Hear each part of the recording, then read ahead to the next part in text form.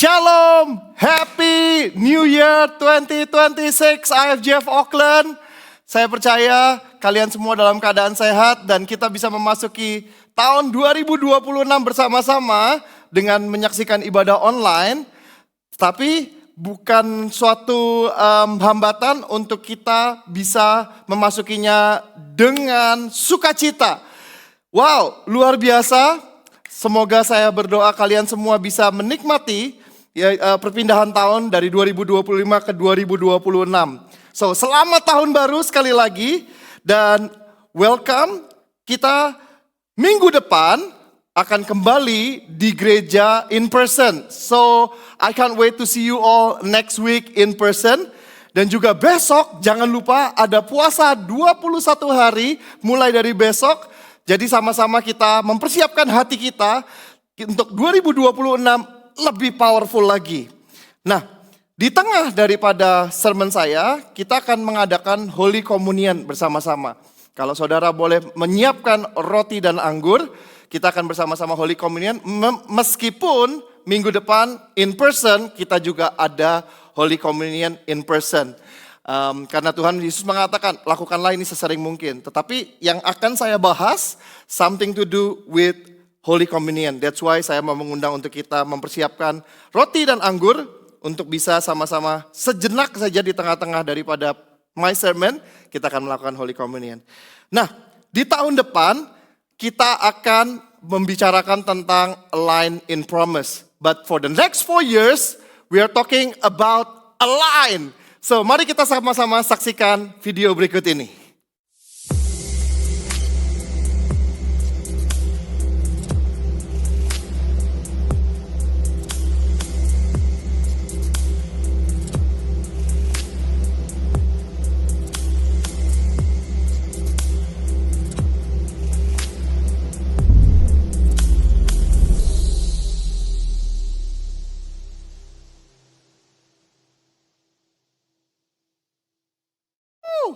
Luar biasa, we are going to talk about Align for the next 4 years. But tahun ini, 2026, kita akan berbicara Align in Promise. Nah, saya mau memulai dengan sebuah ilustrasi.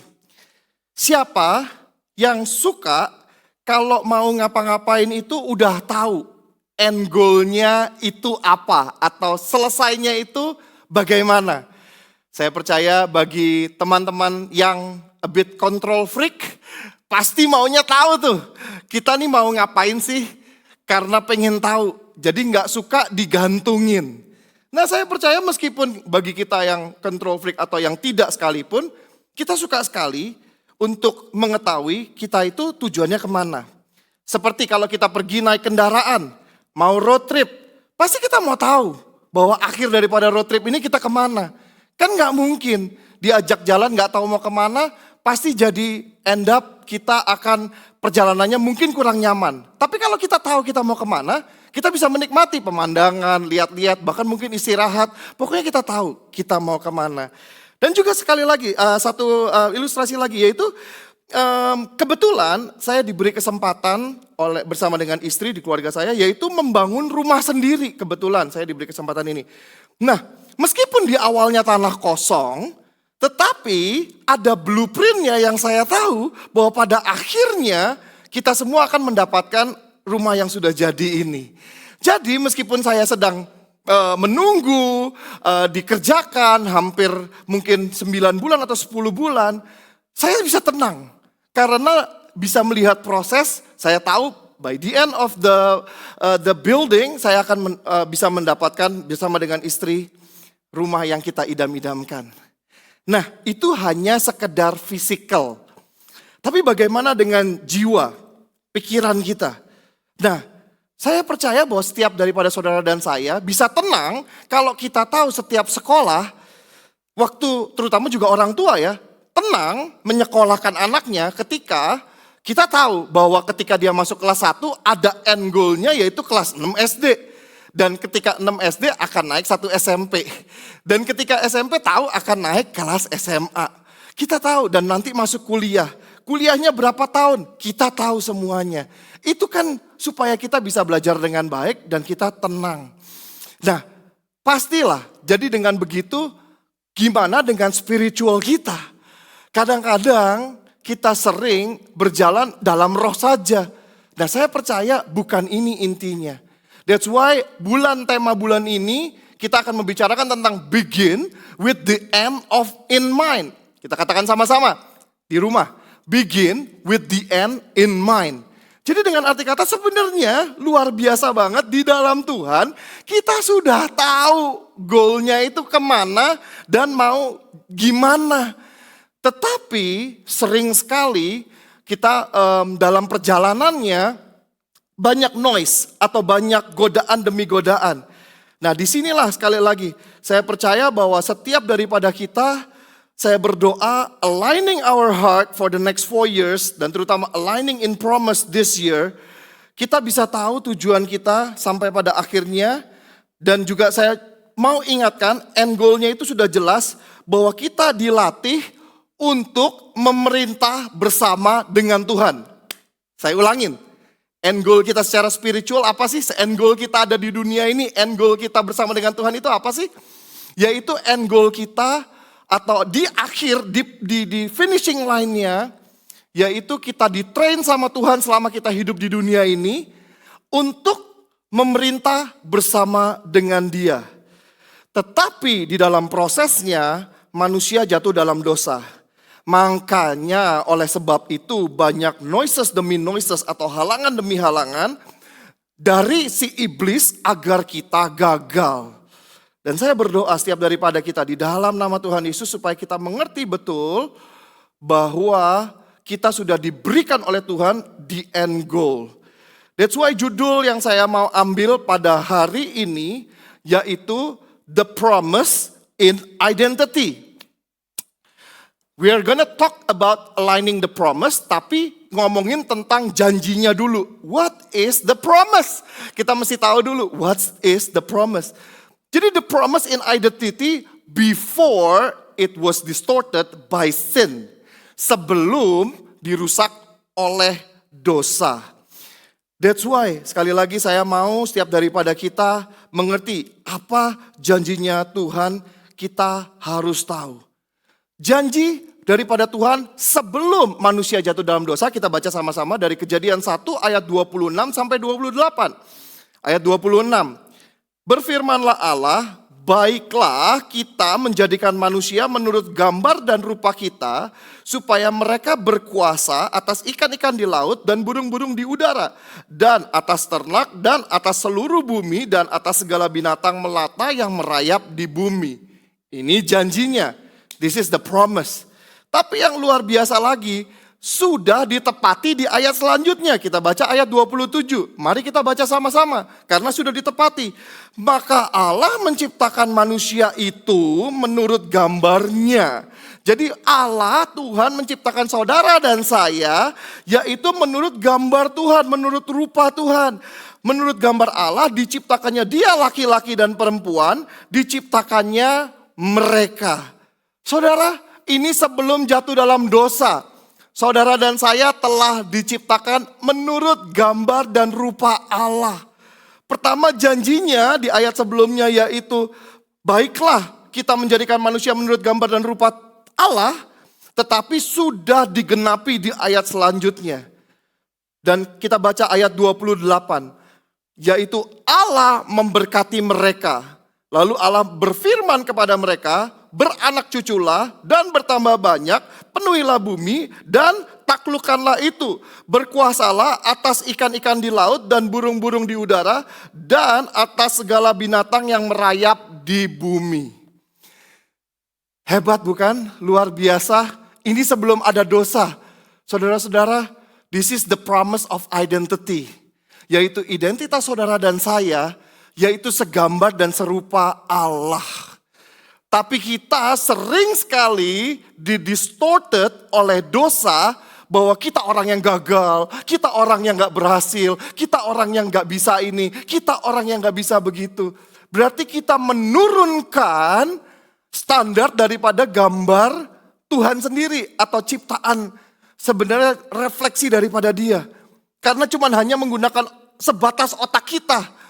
kita mampunya cuma segini. Saudara-saudara, ini adalah janji yang begitu luar biasa. Saya berdoa agar di tahun ini, aligning in promise, ini baru dasarnya aja. Baru dasarnya kita bersama-sama sebelum masuk bulan ini, begin with the end in mind, bahwa saudara dan saya, kita bisa mengerti betul bahwa janji Tuhan itu luar biasa. Kita diciptakan serupa dan segambar. Berarti kita mampu, that's why mungkin kadang-kadang ada orang yang gak percaya Tuhan, mereka menjadikan diri mereka Tuhan. Karena sebenarnya memang kemampuannya besar sekali. Tetapi Tuhan katakan, tanpa dia kita gak ada apa-apanya sebenarnya. Gak ada apa-apa bukan dalam arti gak bisa melakukan apa-apa, bukan. Tetapi yang kita melakukan, yang kita kerjakan itu akan end up merusak. Bukan membuat menjadi indah. Tapi bersama dengan Tuhan, itu Tuhan akan membuat saudara dan saya dengan kemampuan kita untuk membuat segala sesuatu menjadi lebih baik. Dan itu kejadian. Di awalnya dikatakan seperti itu. That's why kata memberkati, yaitu dari arti kata asli, bahasa aslinya barak. Mari kita katakan sama-sama, barak. 1, 2, 3, barak. Yang artinya luar biasa banget.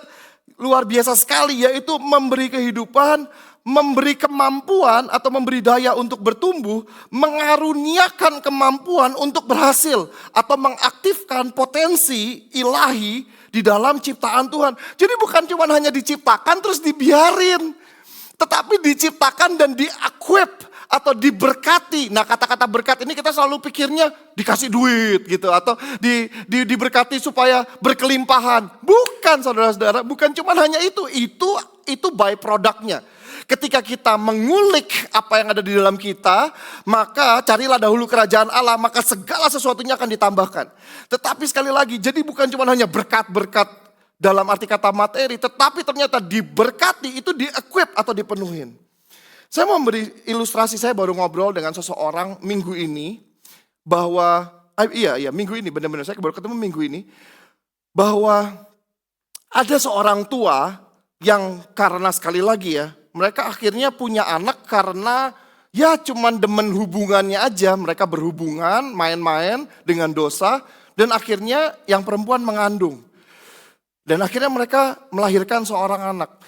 Saudara-saudara, menurut saya ini amat sangat mengerikan. Karena ketika sang ibu mengandung dan melahirkan anak tersebut, ibunya tetap selalu dalam kondisi mabok atau dalam kondisi high, yang anak ini bahkan tumbuh sendiri. Yang saya dengar ceritanya, saya nggak ngerti waktu kecil mungkin ada yang, katanya ada tetangganya yang bergantian merawat dan segala macam. Tetapi waktu anak ini masih kecil sekalipun, bisa katanya saya dengar ceritanya bisa berhari-hari nggak dikasih makan. Dan anak ini harus ngorek-ngorek lemari untuk cari makanan dia sendiri. Tough life. Saudara-saudara, ini yang saya katakan tadi. Yaitu manusia diberi kekuatan oleh Tuhan, tetapi tanpa responsibility, tanpa kita aligning to the promise of the Lord, we are damaging things. Kita merusak hal-hal yang Tuhan sudah percayakan kepada kita. Dan seperti halnya ini. Dan amat sangat serem waktu saya dengar cerita ini.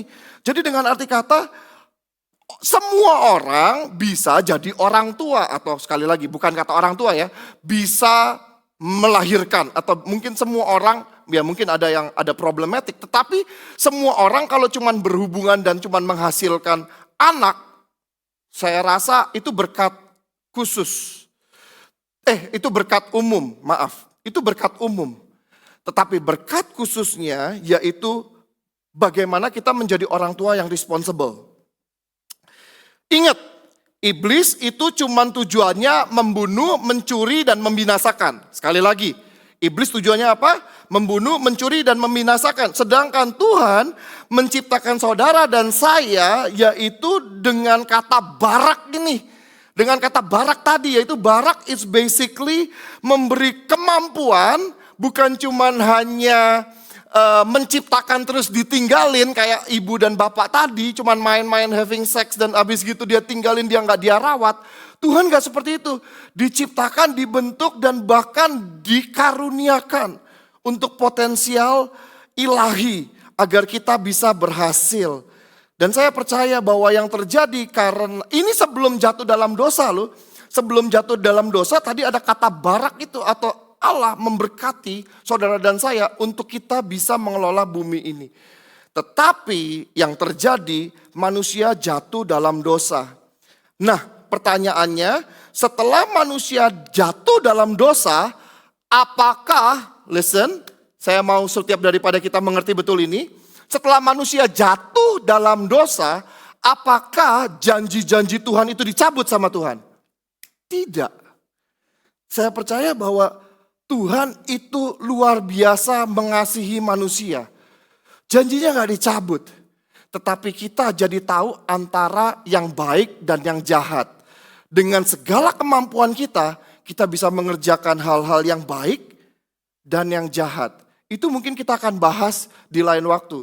Tetapi kenapa saya mau membicarakan tentang kenapa janjinya ini tidak dicabut? Ini yang terjadi setelah manusia jatuh dalam dosa. The next point. Yaitu covered by his promise before corrected. Yaitu ditutupi atau dilingkupi oleh janjinya sebelum kita ini diperbaiki. Jadi kita ini dalam proses yaitu untuk dekat sama Tuhan, untuk kita bisa mengenal isi hati Tuhan, pass it on to the next generation, supaya terus anak-anak Tuhan mencintai Tuhan, gitu ya. Jadi lebih baik dan lebih baik lagi, bukan karena paksaan, tapi out of our free will, karena kehendak bebas kita. Dan inilah di sini yang sekali lagi saya percaya terjadi. Sebenarnya janji-janji Tuhan itu tidak dicabut. Yaitu Allah memberkati mereka. Berfirman kepada mereka beranak cuculah dan bertambah banyak. Ini yang terjadi. Penuhilah bumi. Taklukkanlah itu. Berkuasalah atas ikan-ikan di laut dan burung-burung di udara. Segala binatang yang merayap di bumi. Itu bisa kita taklukkan. Hari ini saudara bisa lihat. Itu bisa ditaklukkan. Tapi untuk apa? Untuk kemuliaan nama Tuhan atau untuk keuntungan pribadi. Ini yang bahayanya. This is what we gonna learn for the next year ini. Aligning in promise. Udah tahu ada janji Tuhan dan janji Tuhan tetap ditepatin sampai hari ini. Tetapi align our heart. Jangan sampai kita merusak yang Tuhan sudah janjikan. Nah ini bahayanya, yaitu manusia jadi tahu caranya berbuat jahat. Jadi yang sebelum dosa janjinya dapat, tapi dia tidak tahu cara berbuat jahat. Tidak tahu, tidak ada punya record atau tidak punya ada pengertian. Tetapi ketika buah itu dimakan, dia tahu antara yang baik dan yang jahat. Nah, free will yang bisa dipakai untuk berbuat yang baik dan yang jahat, ini yang kita perlu pelajari, ini yang kita perlu mengerti. Bahwa bagaimana kita menjadi anak-anak Tuhan yang menggunakan free will kita untuk kebaikan, yaitu untuk relationship kita dengan Tuhan dan untuk kebaikan satu dengan yang lain. Di dalam nama Tuhan Yesus saya berdoa untuk setiap daripada kita mengerti hal ini. Memang Tuhan kecewa ketika manusia jatuh dalam dosa, memang Tuhan kecewa. Tetapi saya cuma mau point it out bahwa Tuhan kecewa, tapi Tuhan tetap berbuat baik kepada saudara dan saya. Tahu dari mana? Ini buktinya. Mari kita sama-sama lihat ayat selanjutnya, yaitu di Kejadian 3 ayat 6 dan 7. Ini proses di mana manusia jatuh dalam dosa. Kejadian 6, perempuan itu melihat bahwa buah itu baik untuk dimakan dan sedap kelihatannya. Lagi pula pohon itu menarik hati karena memberi pengertian. Lalu ia mengambil dari buahnya dan dimakannya. Dan diberikannya juga kepada suaminya yang ada dengan dia. Sekali lagi katanya kan yang salah perempuan. Tunggu dulu, laki juga ada di situ. Tapi amat sangat salah, saya mau berkata-kata kepada laki-laki di tempat sini semua, pada saudara yang menyaksikan online, bahwa kita sebagai kepala keluarga, kita harus berani menegur. Jangan diem aja. Kalau memang ada yang nggak benar, kita harus berani menegur. Nah, diberikan juga kepada suaminya yang bersama-sama dengan dia dan suaminya pun memakannya. Dan apa yang terjadi setelah itu? Luar biasa sekali. Mereka tahu, yaitu maka terbukalah mata mereka berdua dan mereka tahu bahwa mereka telanjang. Lalu mereka menyemat daun pohon ara dan membuat cawat. Yaitu saudara-saudara listen, bahwa ternyata yang terjadi itu manusia setelah jatuh dalam dosa, dia tahu yang baik dan yang jahat, dia tahu mengcover dirinya. tetapi hanya sebatas menyemat pohon ara yang membuat cawat. Jadi dari pepohonan. Saudara-saudara, jadi di cover dengan daun-daunan. Karena dia malu.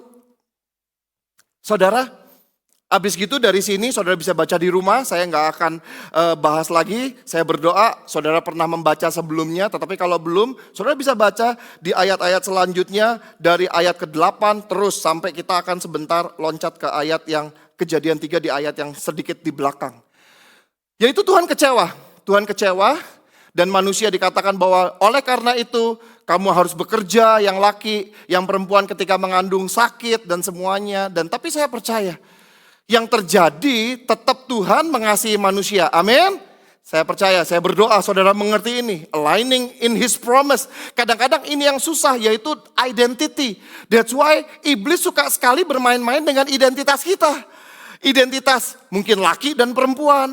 Identitas mungkin kita sebagai anak-anaknya Tuhan yang diciptakan segambar dan serupa Tuhan yang mampu ngapa-ngapain. Tetapi itu iblis bermain-main dengan di otak kita mengatakan, kamu gak mampu, wah kamu pasti gagal, kamu pasti tuh lihat dan segala macam. Iblis suka sekali bermain-main dengan identitas. Tapi saya mau mengingatkan saudara dan saya bahwa identitas kita di mata Tuhan adalah anak-anak Tuhan yang dikasihi olehnya.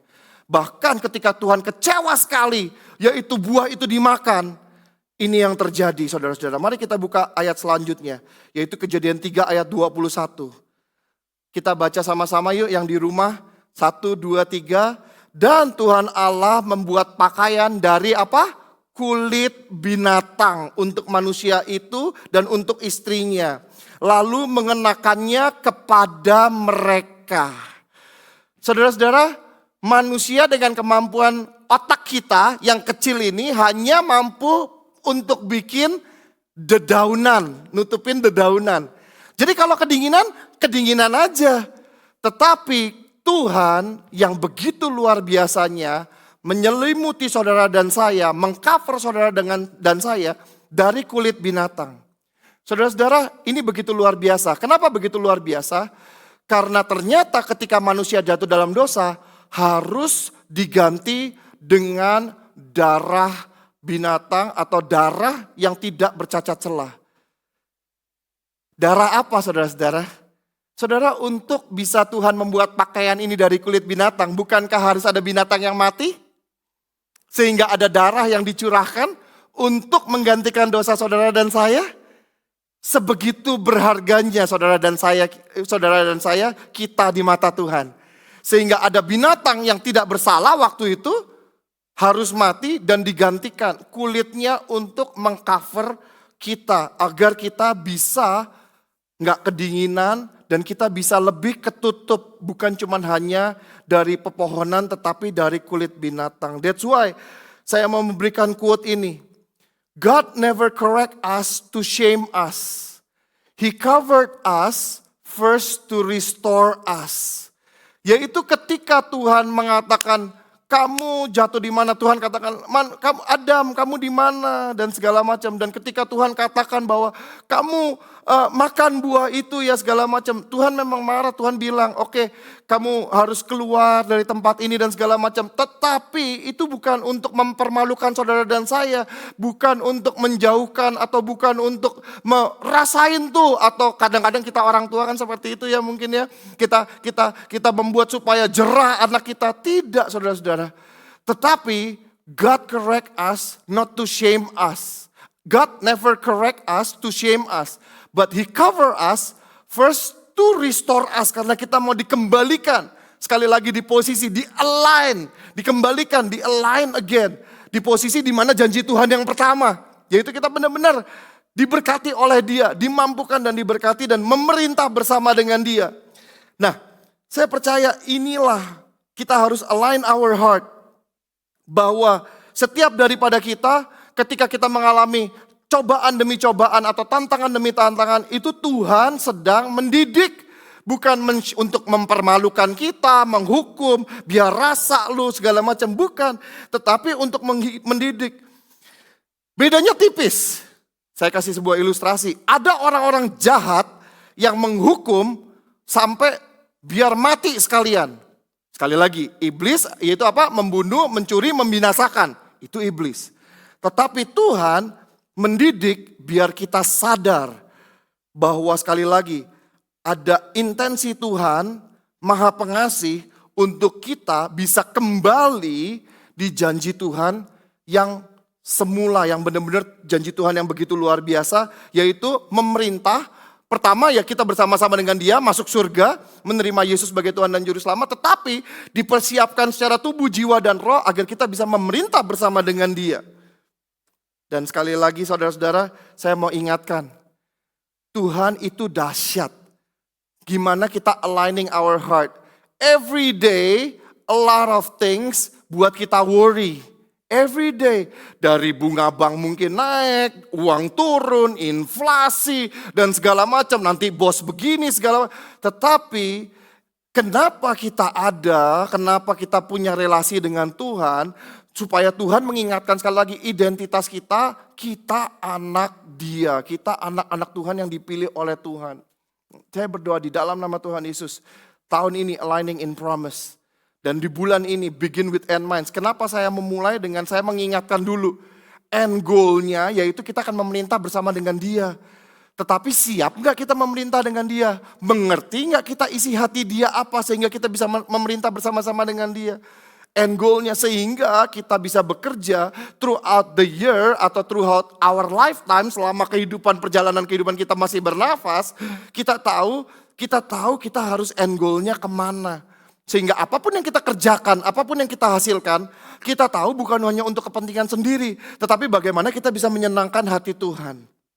Dan saya mau tutup dengan yang terakhir, kita siapkan roti dan anggur yang saudara bisa siapkan di rumah, karena sebentar kita akan mengambil perjamuan kudus.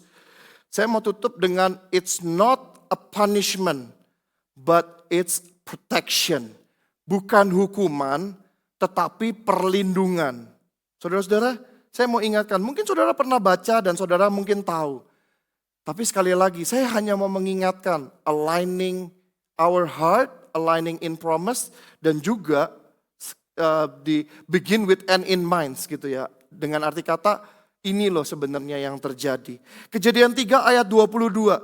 Saudara pernah sadar nggak bahwa di taman itu ternyata ada 2 pohon? Bukan hanya pohon yang baik dan yang jahat.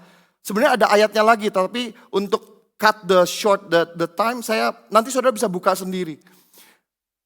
Dan disinilah ada 1 pohon lagi, yaitu pohon kehidupan.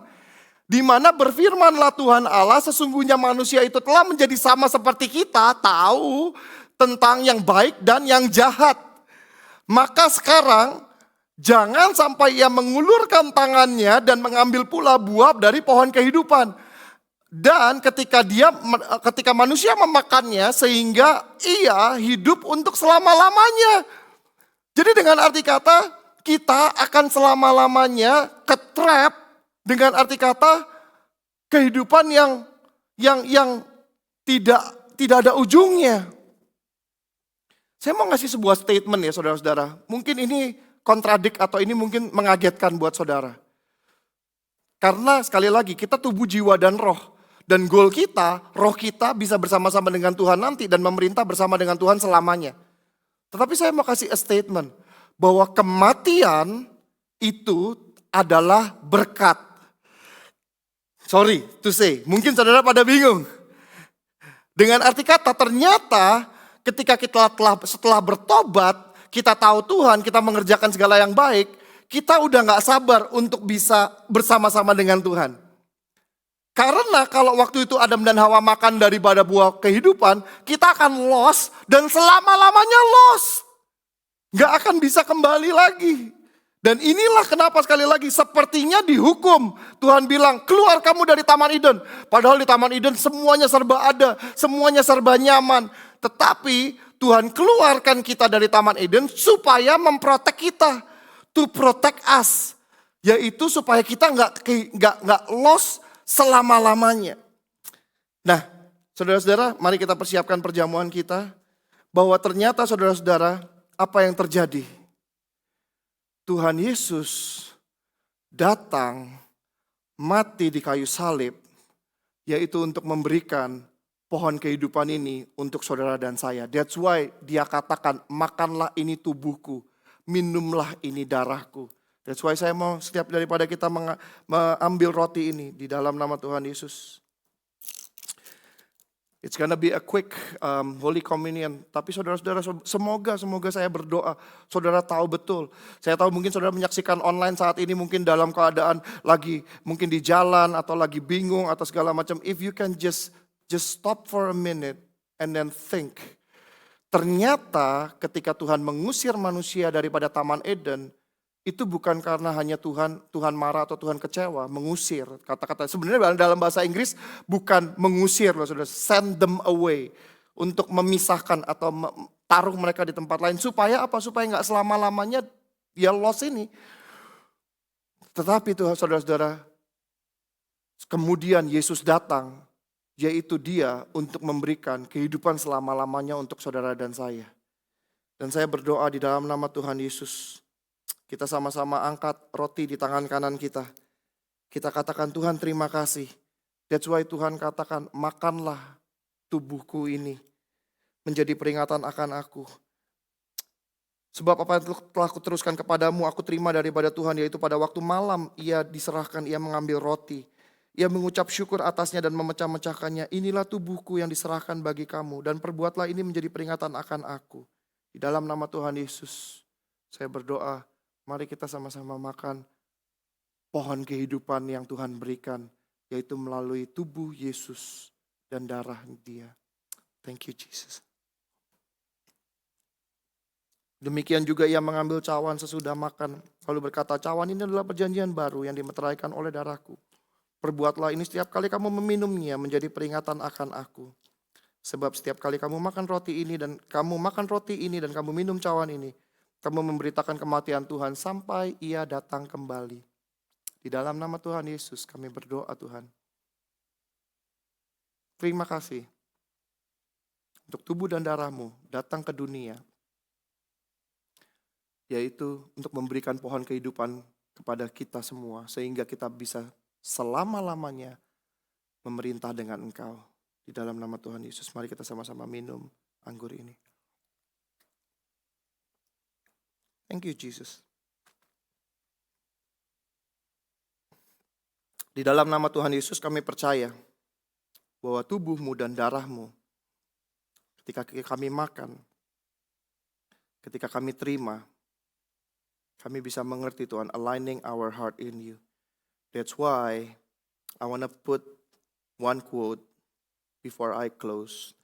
While the world trying to fix the problem, ketika dunia ini sibuk mencoba untuk memperbaiki masalah, we, the children of God, proclaim the truth that Jesus has fixed the problem. Tuhan Yesus telah menyelesaikan masalah itu. Dan kita sebagai anak-anak Tuhan, tugas kita untuk membawa teman-teman kita yang punya masalah atau punya problem untuk bisa mengenal Yesus. Karena Tuhan Yesuslah yang telah menyelesaikan masalah itu. Saya berdoa di dalam nama Tuhan Yesus. Aligning in His promise. For us, the believers, to bring others to Jesus. Bukan kita yang bisa solve the problem. Hanya satu nama, yaitu nama Yesus Kristus Tuhan kita. That's why saya percaya dalam kehidupan kita, jangan mudah deviate atau jangan mudah terkecoh. Ilustrasi terakhir, kalau jika saudara pengen ke Wellington nih, udah beli tiket pengen ke Wellington, dan saudara sudah siap nih di airport, udah mau naik pesawat jalan ke Wellington. Tiba-tiba ada pengumuman, inilah godaan-godaan dunia.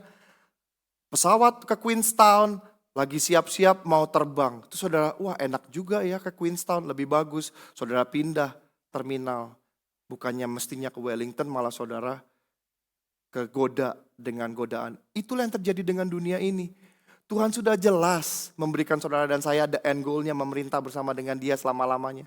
Jadi pergunakanlah hari-hari kita, pergunakanlah nafas kita untuk mempersiapkan, mengequip diri kita, sharpen our capability untuk bisa memerintah dengan Dia selama-lamanya. Tetapi dunia ini akan coba untuk memberikan noises after noises, akan memberikan godaan after godaan. Nggak perlulah yang gitu-gitu. Nikmatin saja hidupmu, beli rumah yang lebih besar, mobil yang lebih bagus, perkayalah dirimu. Iblis membunuh, mencuri, dan membinasakan. Tapi saya berdoa, Tuhanlah yang memberi kehidupan dan dia sudah mati di kayu salib agar memberikan kehidupan yang selama-lamanya untuk saudara dan saya. Saya mau tutup, that's why hanya di dalam Tuhan, 2 Korintus 5 ayat 17. Kita baca sama-sama yuk, 1, 2, 3. Jadi siapa yang ada di dalam Kristus, ia adalah ciptaan baru. Yang lama sudah berlalu, sesungguhnya yang baru sudah datang. Tanpa ini semua kita tidak mampu, kita akan tetap lost. Tapi bersama dengan Kristus kita diciptakan menjadi ciptaan yang baru. Sehingga Gerald yang lama sudah berlalu dan Gerald bersama dengan Kristus, bersama dengan Yesus sudah datang dan dirubahkan cara berpikir, cara kehidupan, cara menjalani hidup ini untuk memuliakan nama Tuhan. Dan saya berdoa, bukan hanya saya sendiri tetapi saya dikelilingin oleh orang-orang yang luar biasa, IFGF Auckland ataupun teman-teman yang menyaksikan online. Berikan hidupmu kepada Tuhan Yesus Kristus sehingga kita diperbaharui, sehingga apapun yang kita kerjakan dengan kedua tangan kita ada purpose-nya untuk kemuliaan nama Tuhan. Sehingga seperti yang tadi saya katakan, kematian itu sebenarnya berkat, karena kalau tidak ada pohon kehidupan yang bisa selama-lamanya, itu akan mengerikan. Selama-lamanya mungkin sakit, jatuh dalam dosa, atau selama-lamanya rusak, selama-lamanya nyesel, ada guilty feeling dan segala macam. Selama-lamanya itu serem banget. Tetapi sekali lagi Tuhan mau bayar itu semua sehingga kita bisa berjalan dalam kehidupan kita yang penuh dengan kebebasan, freedom in life. Dan saya berdoa, yaitu dengan arti kata satu hal, kita tahu bahwa ketika kita mengebuskan nafas kita yang terakhir, kita puas. Karena yang kita kerjakan purely untuk kemuliaan nama Tuhan. Terima kasih Tuhan Yesus. In the name of Jesus, we learn something for this year 2026, dan I pray untuk saudara dan saya bisa mempersiapkan apa sih yang kita inginkan di end of 2026, dan kita sekali lagi mau mempersiapkan juga sehingga kita tahu apa yang harus kita kerjakan untuk kemuliaan nama Tuhan. Apa yang kita mau 2026 ini, mungkin berapa jiwa yang kita bisa ajak, atau mungkin berapa jiwa yang kita bisa perkenalkan kepada Yesus, atau mengajar lebih untuk teman-teman untuk bisa lebih mengenal Tuhan Yesus. Bagi teman-teman yang udah selamat, perlu kita ajar, karena baptislah mereka dan ajarlah mereka. Kita perlu mengajar mereka, mungkin kita perlu dengan end goal, kita mau mengajar orang lebih banyak lagi, kita mau mendidik orang lebih banyak lagi, kita mau membawa orang kepada Yesus lebih banyak lagi, kita mau aligning our heart with God. And I pray itulah yang akan terjadi untuk saudara dan saya. Dalam nama Tuhan Yesus kita telah berdoa dan mengucap syukur. Amin. Dan saya mau mengundang untuk kita angkat kedua tangan kita terima berkat daripada Tuhan. IFGF Auckland Family, Happy New Year 2026, jadikan ini tahun yang penuh dengan kemenangan. Sehingga kita tahu ada terobosan demi terobosan yang terjadi. Jadilah terang dan garam dimanapun kau berada. Sadarilah dan jadilah jawaban bagi doa orang-orang di sekitar saudara. Perkatakanlah perkataan positif dan ucapkanlah syukur dalam segala hal. Jangkalah jiwa-jiwa untuk Tuhan kita Yesus Kristus. Ajarlah mereka. Maka engkau akan terus naik dan tidak turun, menjadi kepala dan bukan ekor. Berkat dari Tuhan Yesus Kristus terus ada atas engkau. Seluruh keluargamu dan keturunanmu akan berbuah 30, 60, 100 kali lipat. Penyertaan Tuhan akan selalu ada atas engkau dari hari ini sampai Maranatha, kedatangan Tuhan Yesus yang kedua kalinya.